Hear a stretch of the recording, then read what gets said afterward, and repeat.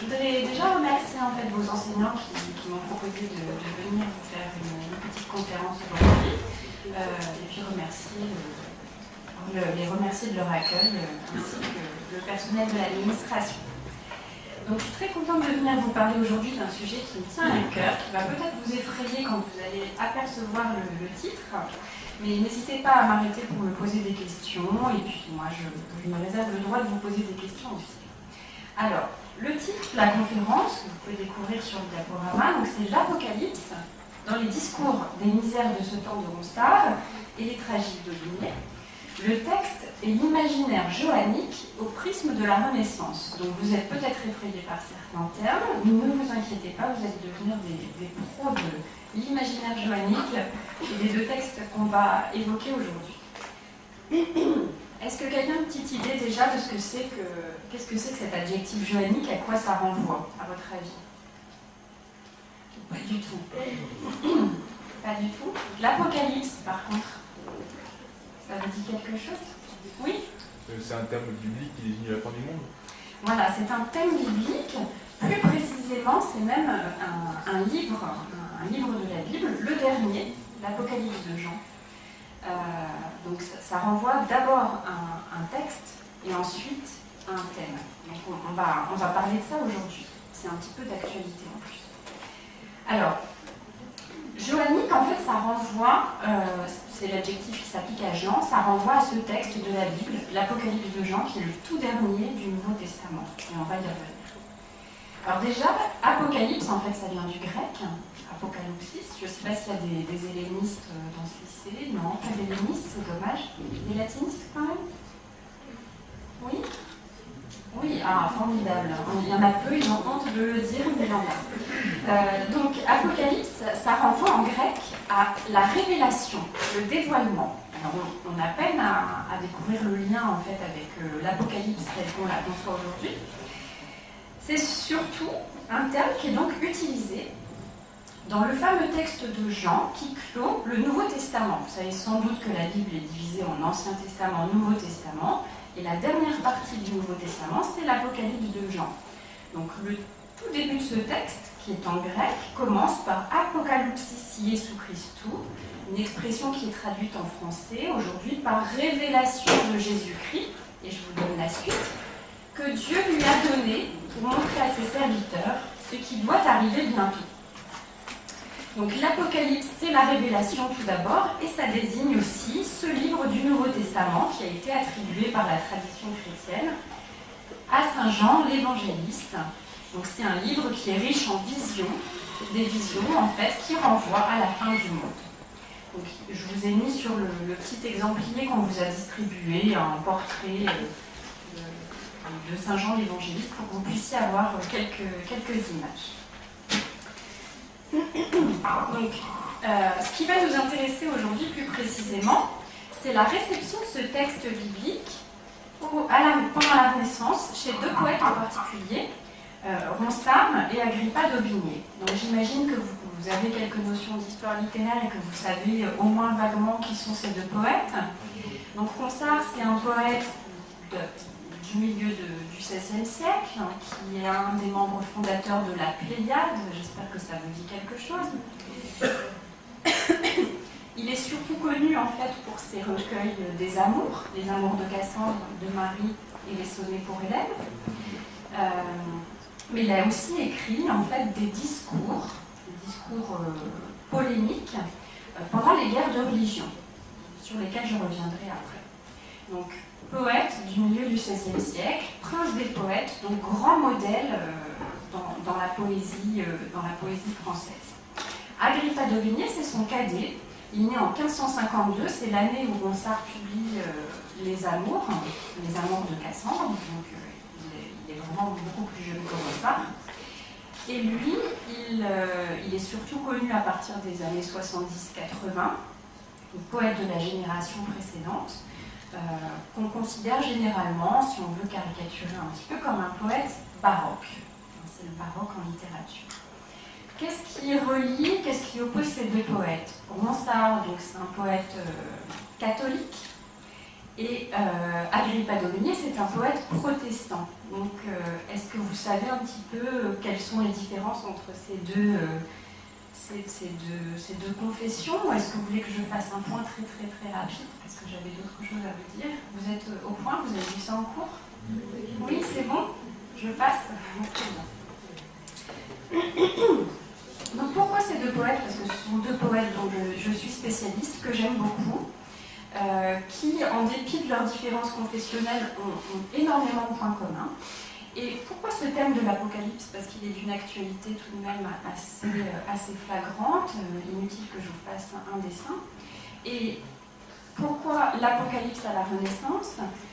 Pourquoi travailler sur la Bible à la Renaissance? Je vous rappelle que la Renaissance et l'humanisme, un des grands principes de cette Renaissance, c'est le retour aux textes antiques, le retour aux textes anciens. Et on parle souvent des textes grecs, des textes latins, on oublie d'évoquer les textes bibliques qui sont au cœur aussi de la redécouverte que constitue la Renaissance. L'Ancien Testament est en hébreu, le Nouveau Testament est en grec, sont deux langues qui sont redécouvertes elles aussi au XVIe siècle. Et pour la première fois, au XVIe siècle, on va avoir une traduction du Nouveau Testament et de l'Ancien Testament en français. Donc c'est donner la possibilité à un public assez vaste de pouvoir accéder pour la première fois en langue vernaculaire au texte sacré, ce qui n'est pas rien, c'est vraiment une énorme révolution.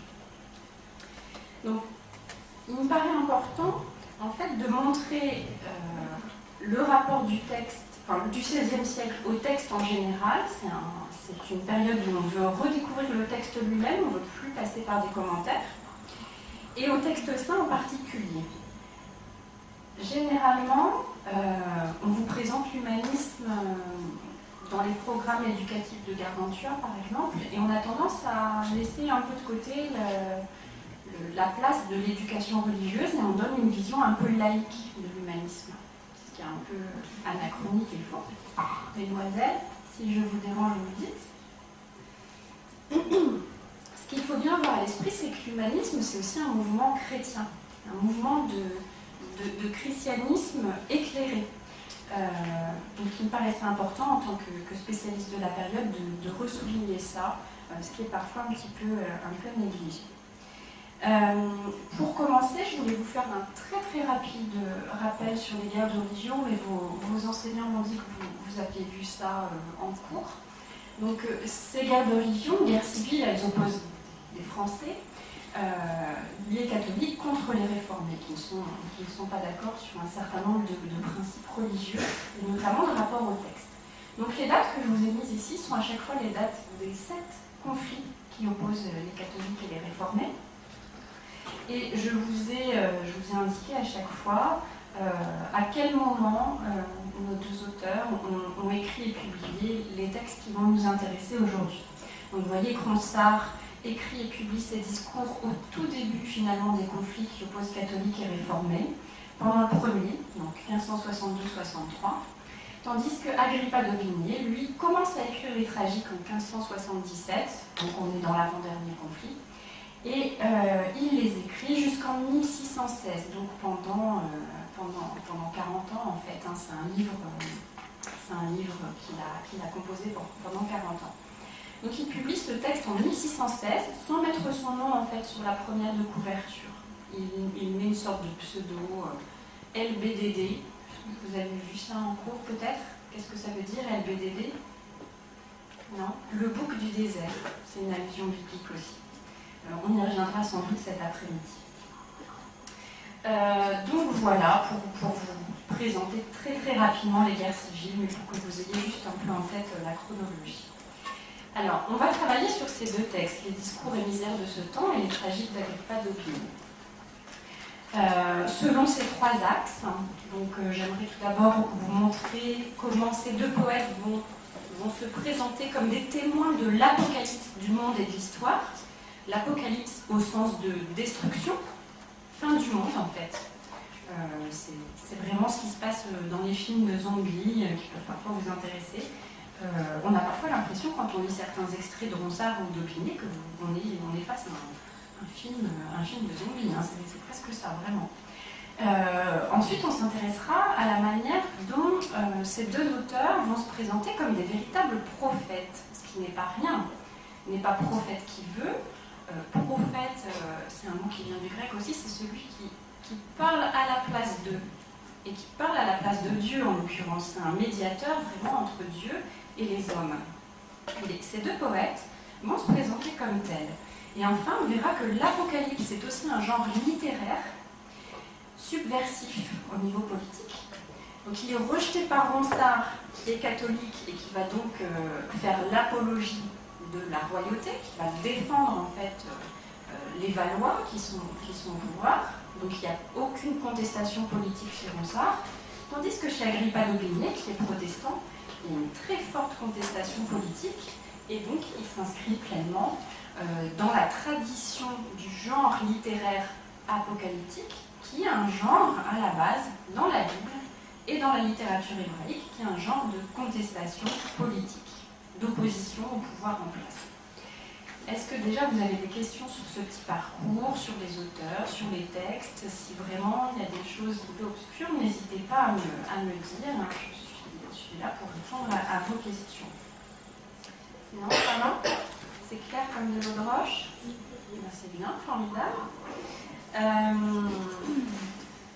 Alors, je vous disais, notamment sur le troisième point, je préfère vous le dire maintenant parce que j'ai peur de ne pas avoir assez de temps, que l'Apocalypse est un genre littéraire. Sans doute que vous n'en avez jamais entendu parler. On parle d'un courant apocalyptique dans la littérature juive. Donc à partir du VIe siècle avant Jésus-Christ, se développe dans la littérature hébraïque ce courant qui vise en fait à proposer un certain nombre de codes, de symboles, derrière lesquels la communauté persécutée devait deviner un message.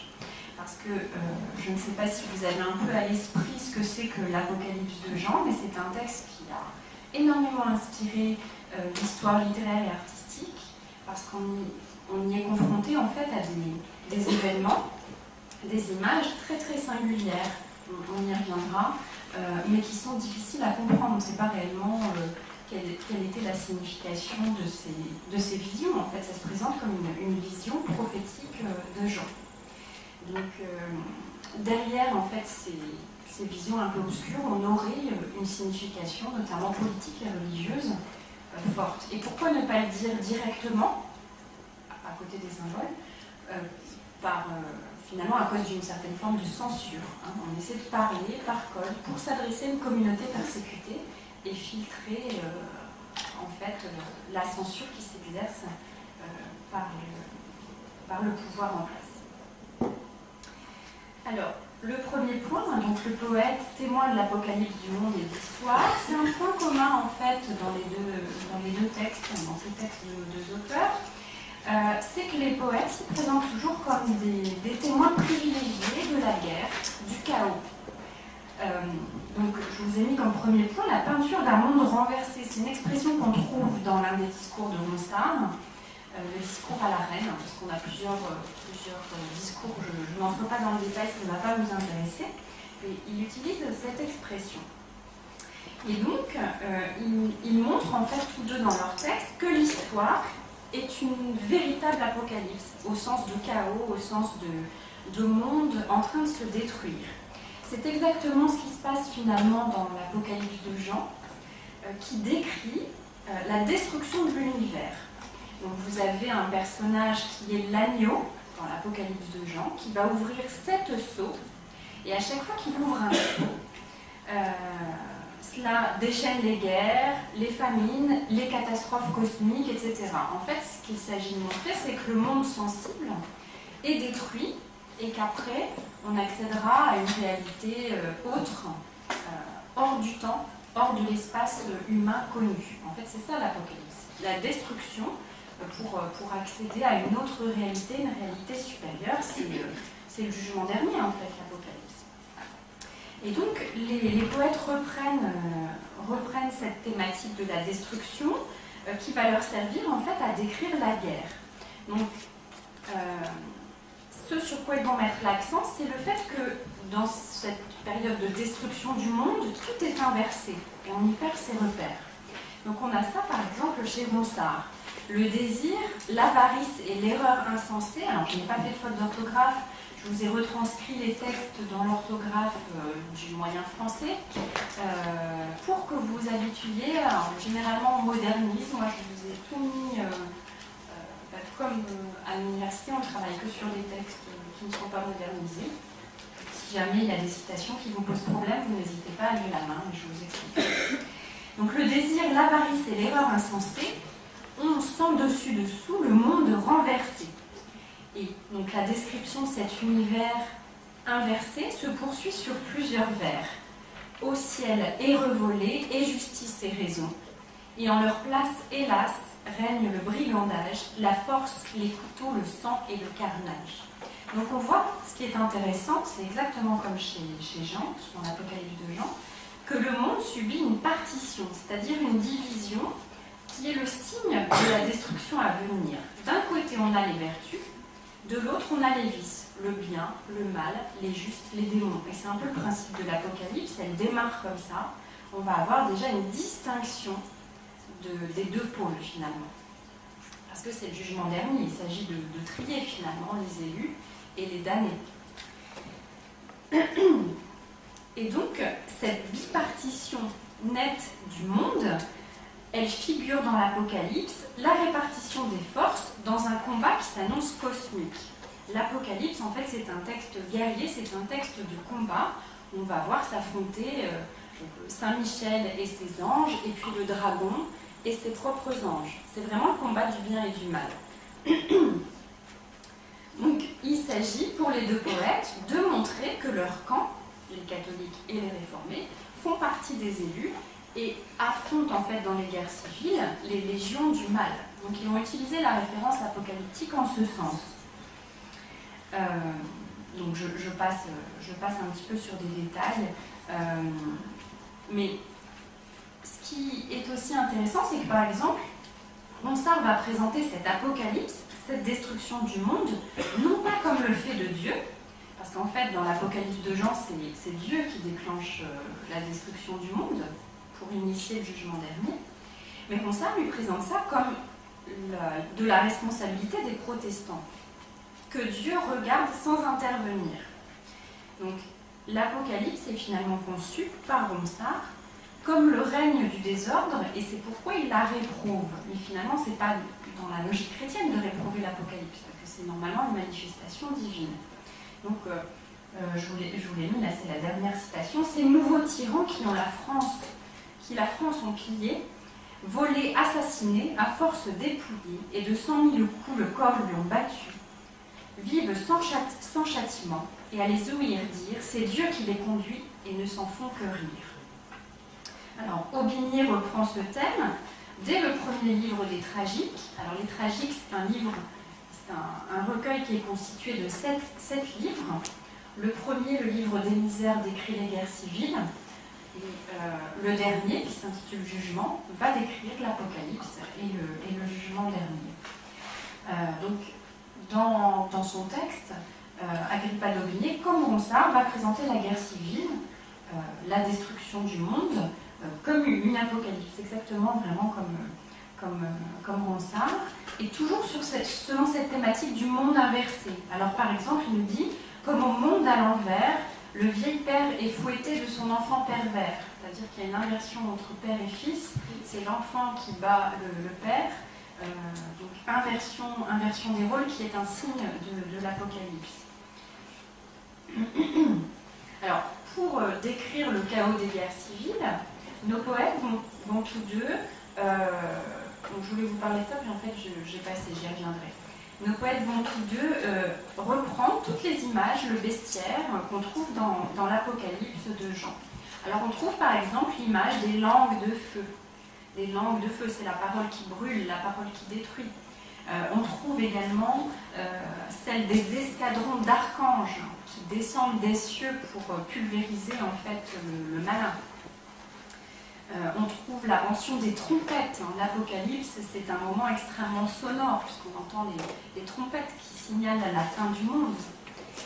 On trouve la mention des sceaux aussi, des sceaux qui scellent ce livre, ce parchemin qui révèle la parole de Dieu.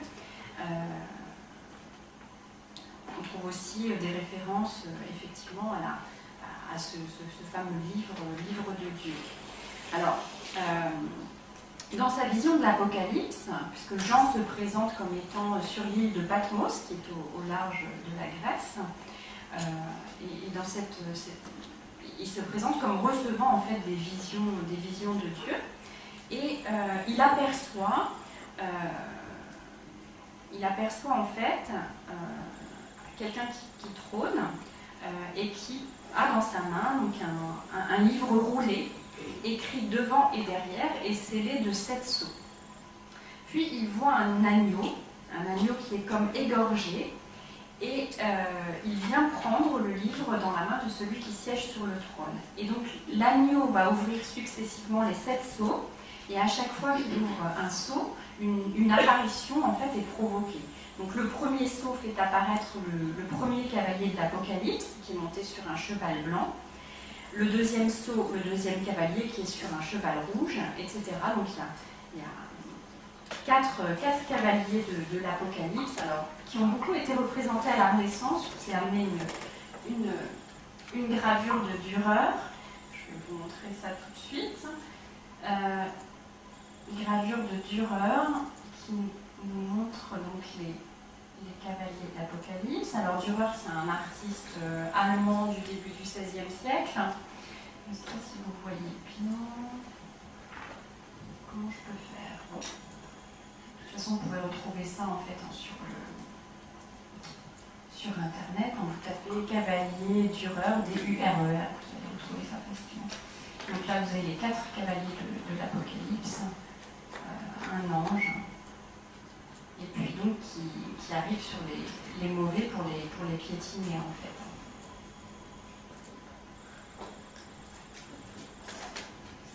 Alors j'essaie juste de remettre les choses en état. Voilà. Donc les 4 cavaliers qui surgissent avec les 4 premiers sceaux. Le 5e sceau fait apparaître les âmes des martyrs. Le 6e annonce des cataclysmes, alors tremblement de terre, le soleil devient noir, la lune rouge, les étoiles tombent. Et le 7e sceau marque un grand silence, puis 7 anges se tiennent devant Dieu, 7 trompettes leur sont données. Un autre ange vient, tenant un encensoir, il le remplit du feu de l'autel et le jette sur la terre. Il y a alors des coups de tonnerre et des tremblements de terre. Donc vous voyez un peu l'imagerie apocalyptique comme elle a pu nourrir des choses que vous pouvez lire au quotidien, ou voir au quotidien, des séries, des films, etc. Ça a été extrêmement fertile. Donc, l'Apocalypse, c'est un moment où, en fait, déferlent sur la Terre plein d'animaux, de monstres, qui vont viser à détruire le monde. Alors, Ronsard, lui, va s'intéresser beaucoup aux sauterelles, parce qu'il y a des sauterelles qui déferlent sur le monde et qui le détruisent. Et donc, il va assimiler les protestants à ces sauterelles un peu démoniaques. C'est dans le premier extrait que vous pouvez voir là. Donc, tandis vous exercez vos malices cruelles, et de l'Apocalypse êtes les sauterelles, lesquelles, aussitôt que le puits fut ouvert d'enfer, c'est le puits d'enfer, par qui le ciel de nues fut couvert, les nues c'est les nuages, avec la fumée en la terre sortir, et des fiers scorpions la puissance vêtir. Et je ne vous ai pas mis la suite, mais il essaie de les décrire dans leur caractère un peu hybride. Elles avaient face d'homme et portaient de grandes dents, tout ainsi que lions affamés et mordants. Leur manière d'aller en marchant sur la terre semblait chevaux armés qui courent à la guerre. Ainsi qu'ardentement vous courez au combat, il parle aux protestants là, et villes et châteaux renversés contre bas. Donc vraiment il lie ces sauterelles de l'Apocalypse avec les protestants. Il décrit ensuite la carapace finalement de ces sauterelles qu'il assimile aux armures des soldats protestants. Alors ces sauterelles, elles sont décrites dans le chapitre 9 de l'Apocalypse de Jean. Elles étaient déjà mentionnées d'ailleurs dans l'Ancien Testament. Donc pour vous montrer qu'il y a aussi, l'Apocalypse de Jean va reprendre des images qu'on avait déjà dans la littérature hébraïque et dans l'Ancien Testament. Ce qui va intéresser aussi beaucoup les poètes, c'est les serpents, les vipères. Vous connaissez sans doute un peu la symbolique du serpent. Et donc Ronsard ne se prive pas de faire un lien très fort entre les protestants et les vipères. Vous ressemblez encore à ces jeunes vipères qui ouvrent en naissant le ventre de leur mère. Ainsi, en avortant, vous avez fait mourir la France de votre mère en lieu de la nourrir. Donc ce thème, en plus du meurtre de la mère, on l'a beaucoup dans la littérature polémique de l'époque, parce qu'on considère que l'ennemi, alors qu'il soit catholique ou réformé, comme il tue son frère, un Français, il tue sa patrie, il tue la France à travers lui. Donc on a beaucoup ce thème du meurtre de la mère dans cette littérature. Alors, Aubigné, lui, s'il reprend le thème du serpent, il va s'intéresser plutôt à celui de la bête. Donc ça, c'est aussi dans l'Apocalypse de Jean. Donc il y a plusieurs bêtes qui surgissent. Il y a celle qui monte de la mer, celle qui monte de la terre. C'est une image qui est vraiment récurrente dans le texte. Et donc c'est toujours une bête destructrice. Elle est appelée comme ça, la bête. On ne sait pas vraiment à quoi elle ressemble. Et Agrippa d'Aubigné va reprendre en fait cette image, notamment pour décrire ses ennemis. Alors Agrippa d'Aubigné et les protestants, qui sont ses ennemis? C'est par exemple le roi, Charles IX, avant qu'il ne décède, et sa mère, Catherine de Médicis. Catherine de Médicis, ou encore le cardinal de Lorraine. C'est toute l'engeance catholique finalement à qui il s'oppose. Et en fait, dans les tragiques, vous avez un moment qui est assez savoureux, qui propose un double portrait de Catherine de Médicis, la reine-mère catholique italienne, et du cardinal de Lorraine, et tous deux en fait sont assimilés à des bêtes, étrangères bêtes, on les appelle. Alors, il est décrit aussi comme des créatures infernales. Vraiment, si vous avez l'occasion d'aller lire ce moment, c'est assez savoureux. Moi, ça me fait assez rire. Je vous lis juste le début. En fait, il les assimile à des excréments. Cet enfer nourrissait en ses obscurités deux esprits que les cieux formèrent dépités. Des pires excréments, des vapeurs inconnues, que la laine du bas exhale dans les nues. Alors il présente ces ennemis vraiment comme des créatures infernales qui ont été composées à partir de la matière la plus vile en fait. Alors,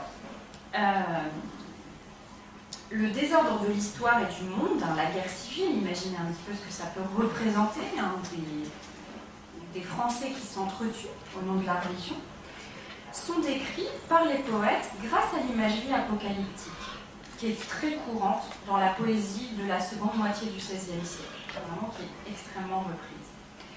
Ce qui est intéressant, c'est que chacun des deux poètes va appeler à la justice divine et va réclamer de tout son âme le jugement dernier, la véritable apocalypse, pour qu'il y ait un retour à l'ordre. C'est-à-dire que Ronsard va appeler Dieu à détruire les protestants et Agrippa d'Aubigné va appeler Dieu à punir et détruire les catholiques. Donc seul Dieu finalement peut punir les bourreaux, et pour eux, seul le jugement dernier pourra vraiment mettre un terme au dérèglement du monde. C'est pourquoi ils appellent à la véritable apocalypse tous les deux. Alors, on va donc passer au second moment pour montrer finalement comment Ronsard et Agrippa d'Aubigné vont se présenter eux-mêmes en véritables prophètes pour annoncer et révéler le projet de Dieu. Je vous rappelle que l'Apocalypse, au départ, c'est la révélation.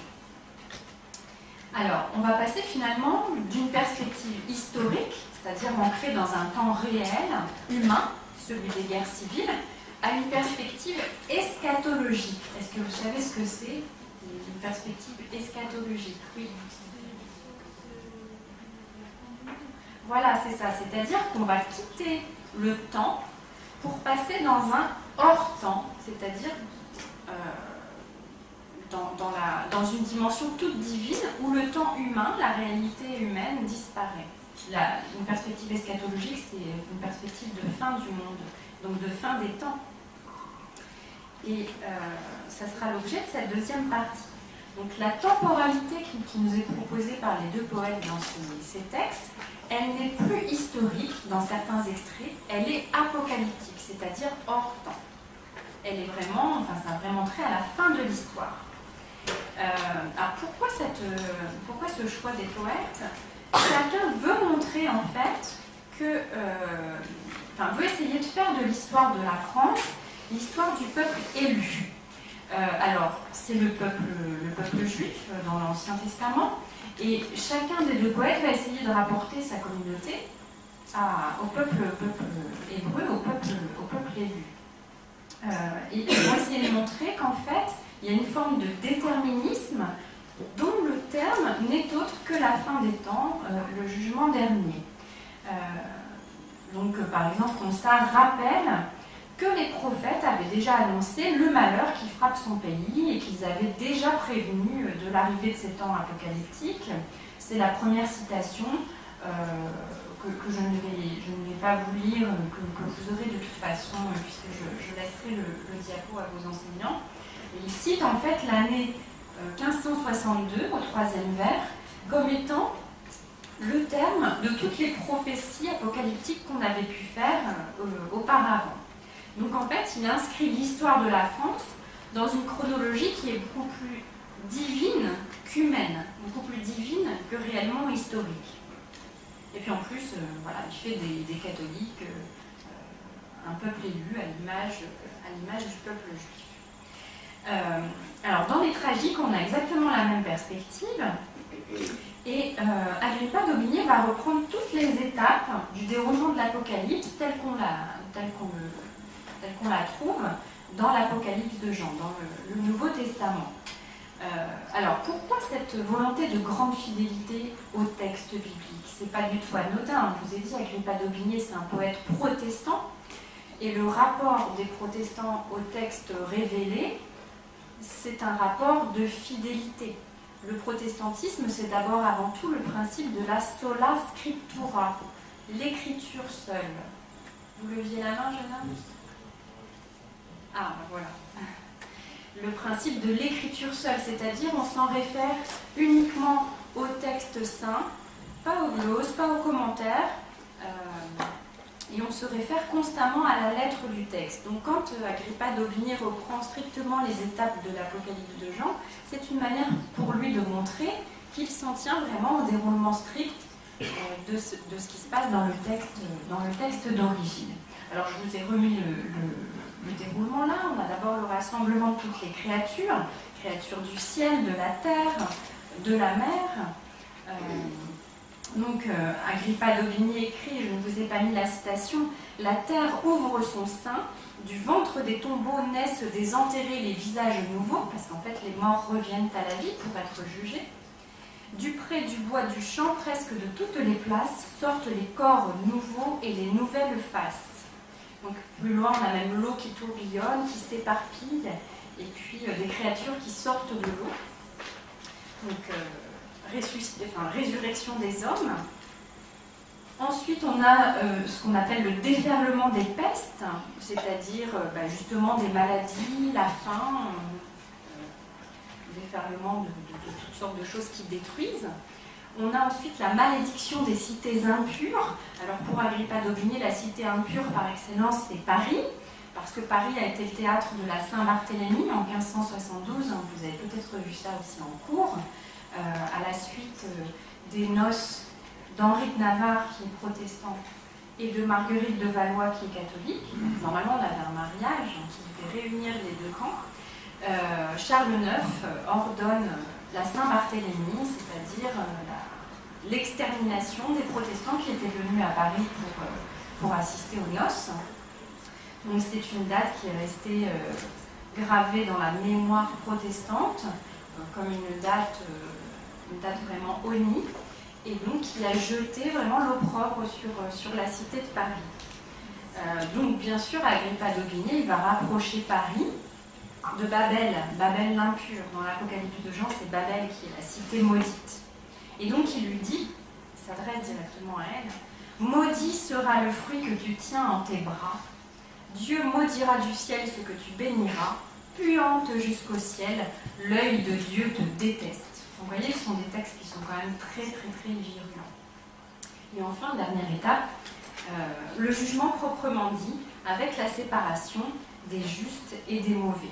Et chez Agrippa d'Aubigné, on a une dimension très théâtrale de ce passage, avec une répartition vraiment spatiale des justes et des mauvais, en fait.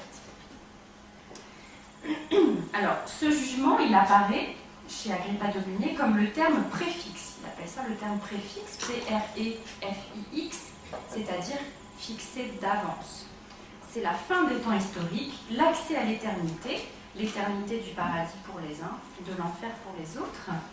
Et comme au théâtre, finalement, toutes les actions qui ont marqué le temps historique ont été produites en vue de ce développement, de ce dénouement, dans une logique inexorable, en fait, qui anime l'histoire des hommes en direction de ce thème.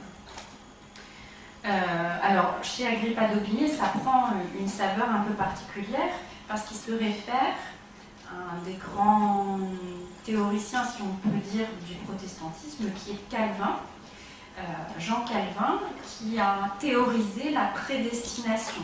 En fait, chez les protestants, pour caricaturer encore, l'un des points d'opposition au catholicisme, c'est ce point de la prédestination. C'est-à-dire que dès le départ, on est destiné à être élu ou pas. Tandis que, là encore, en caricaturant, chez les catholiques, on peut acquérir la grâce par ses actions, ce qui n'est pas le cas chez les réformés. Donc, Agrippa d'Aubigné insiste vraiment sur cette prédestination dans son texte, parce que ça fait écho à la théologie protestante.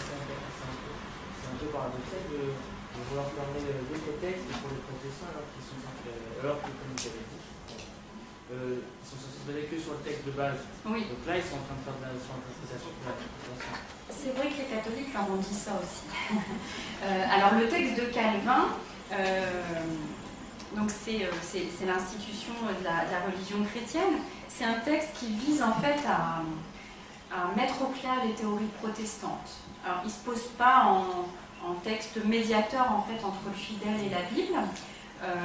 C'est un texte qui se propose comme une aide à la réflexion réformée. Mais vous avez raison, d'ailleurs les catholiques ne se sont pas gênés pour leur opposer ce que vous venez de leur opposer.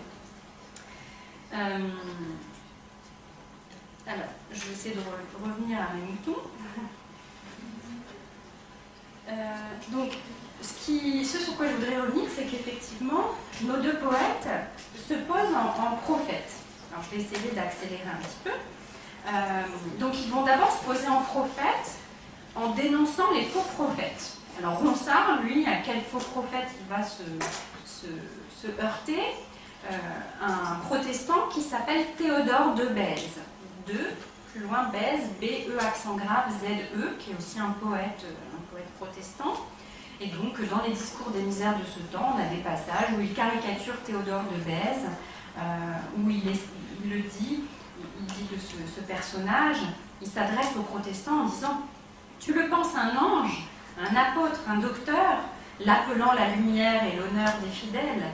Et au contraire, ce que dit Ronsard, c'est que c'est un imposteur, une créature diabolique. Et il le peint notamment avec un grand front cornu et une barbe fourchue. Donc ça fait partie des règles du discours polémique, c'est-à-dire proposer une caricature de l'ennemi. Donc Agrippa d'Aubigné, c'est sur d'autres feuilles, et comme je suis bien organisée, va se présenter lui aussi en véritable prophète, en prédicateur, là encore dans la tradition protestante.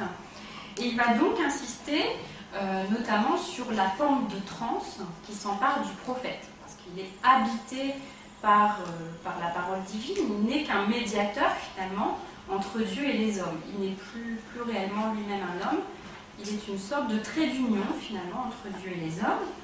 Il est habité vraiment d'un transport. Et donc, nos deux poètes vont à chaque fois insister dans leur texte sur cette forme de transe qui les prend et qui leur permet finalement de s'exprimer à la place de Dieu. Parce que prophète, c'est ça, c'est livrer la parole de Dieu. Donc le poète se présente comme prophète, certes, mais aussi comme instrument, acteur de l'Apocalypse. C'est-à-dire que sa parole, c'est pas une simple parole descriptive, c'est une parole performative, agissante. C'est-à-dire qu'à chaque fois que le poète dit quelque chose, sa parole agit sur le réel et il se produit quelque chose. Puisqu'en fait, c'est un peu logique, cette parole qui est la parole divine, c'est une parole qui déroule le projet divin. C'est pas simplement le verbe, c'est vraiment un acte en soi. Donc, par exemple, dans les tragiques d'Agrippa d'Aubigné, le prophète se pose comme celui qui va annoncer à chacun son destin, donc le paradis ou la damnation. Donc, je vous passe un peu les citations. Il se présente comme le messager, l'ambassadeur. Il nous dit « Je suis l'ambassadeur portant et la vue et la vie », pour les élus, bien sûr. Donc, à de nombreuses reprises, il insiste sur le fait qu'il s'efface derrière Dieu. C'est important, un prophète ne doit pas se substituer à Dieu. Donc il dit « Il n'y a rien du mien ni de l'homme en ce lieu, voici les propres mots des organes de Dieu. » Donc il insiste vraiment sur le fait qu'il n'est qu'un truchement, un médiateur.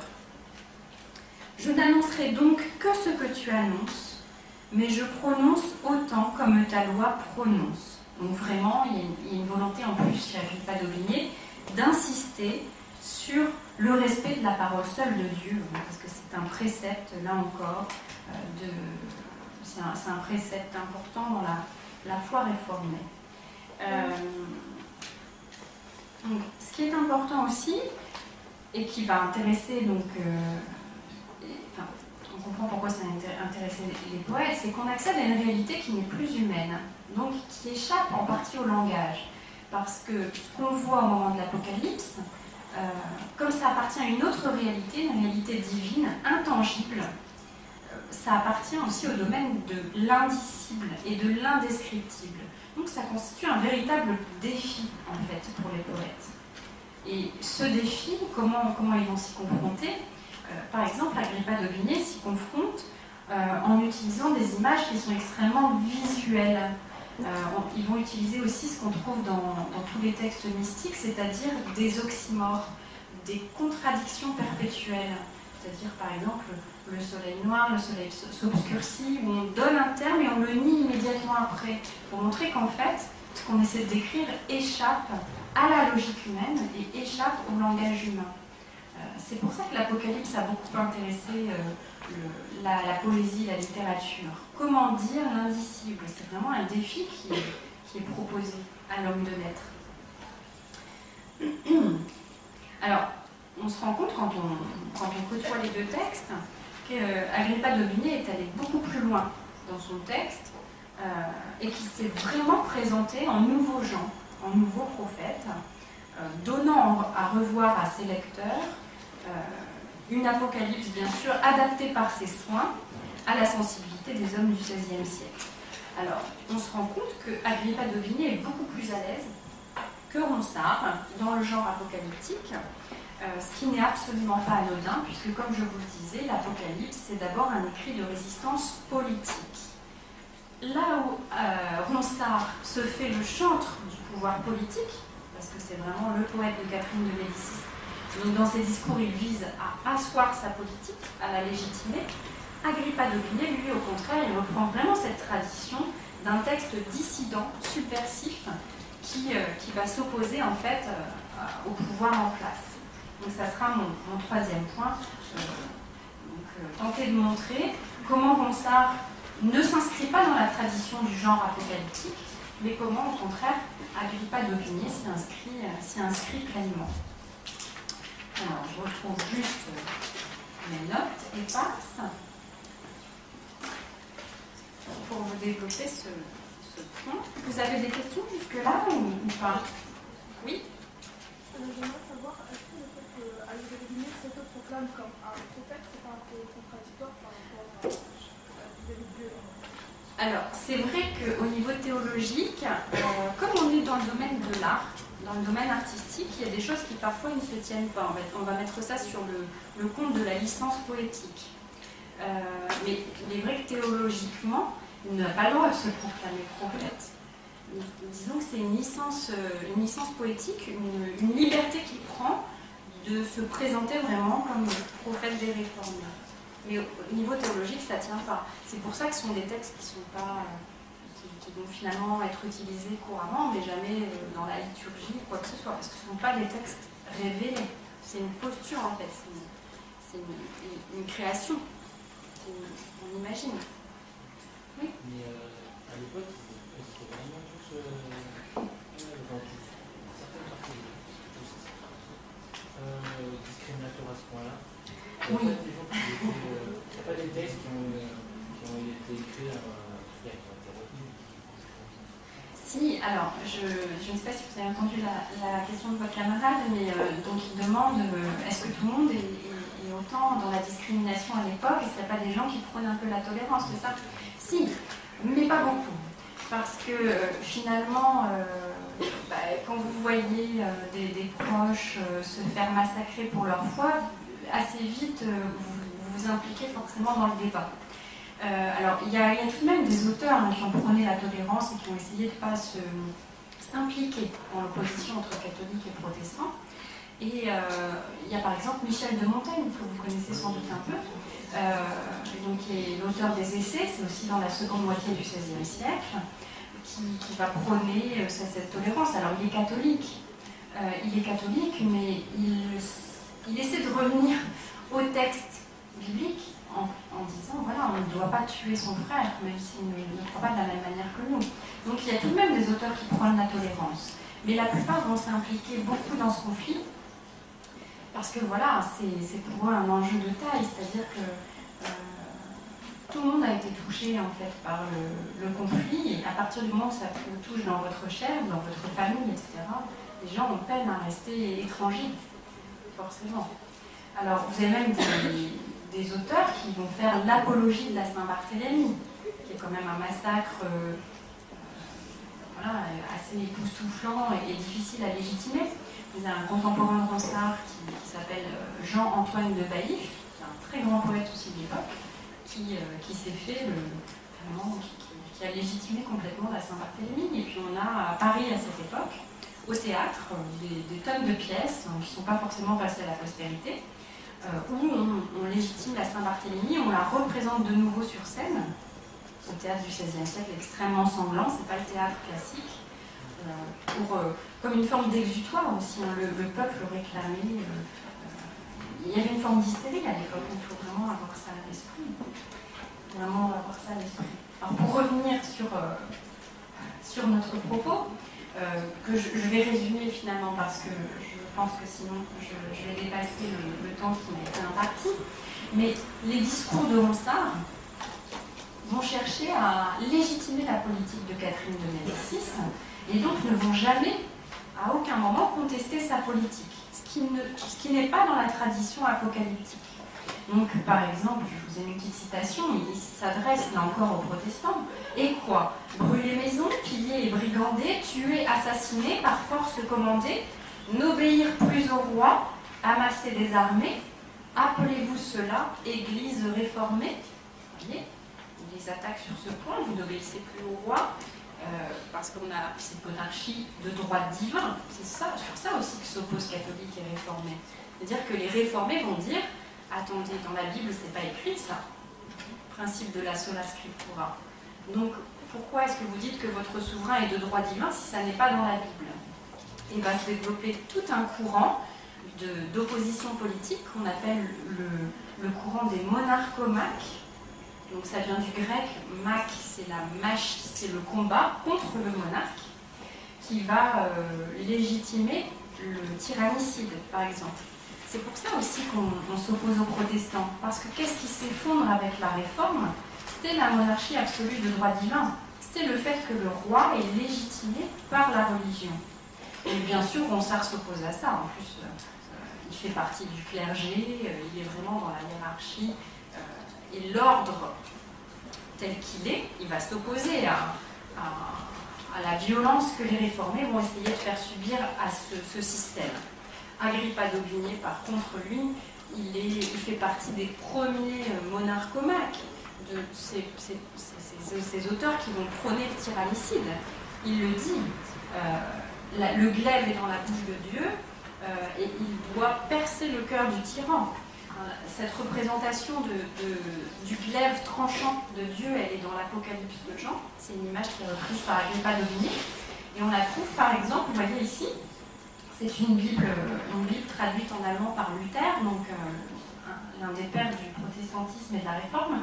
Et vous voyez sur la gravure que le personnage qui est représenté a un glaive qui lui sort de la bouche. C'est vraiment en plus assimiler la parole divine, à quelque chose qui tranche, qui a un effet. Vous voyez, c'est une parole agissante, tout le temps, constamment. Donc, Agrippa d'Aubigné, le but justement de son texte des Tragiques, c'est s'attaquer aux légions de Rome. Je vous ai mis une petite citation qu'on trouve dans les Misères, c'est le premier livre des Tragiques, et ça c'est vraiment une des caractéristiques du genre apocalyptique. L'Apocalypse de Jean, c'est écrit sous l'Empire romain, et qui y est constamment critiqué, visé, c'est l'empereur. L'empereur qui, d'après les chrétiens, s'octroyait un pouvoir qui n'était pas le sien, un pouvoir divin qui ne devait pas être le sien. Donc s'attaquer aux légions de Rome, critiquer Rome, c'est pleinement dans la tradition apocalyptique. Et dans la préface, Agrippa d'Aubigné présente son texte lui-même comme pouvant participer au tyrannicide et dit « Tyran, vous craindrez mes propos ». Et ça, c'est vraiment un des points les plus importants du courant apocalyptique, tel qu'il apparaît à partir du VIe siècle avant Jésus-Christ, c'est critiquer l'oppresseur, critiquer les régimes en place qui vraiment persécutent en fait une communauté. Ce que veut faire Agrippa d'Aubigné, c'est présenter les protestants comme une communauté d'élus, vraiment, à l'image des Juifs. Il y a vraiment ce désir. Alors, pour conclure, sur ce petit parcours qui, je l'espère, n'était pas trop compliqué, j'ai essayé de simplifier le plus possible, mais vous avez sans doute compris que prendre la plume dans le contexte des guerres civiles de la deuxième moitié du XVIe siècle, que ce soit pour l'un ou l'autre parti, ça suppose toujours de manier avec beaucoup d'adresse l'intertexte biblique. C'est vraiment un enjeu.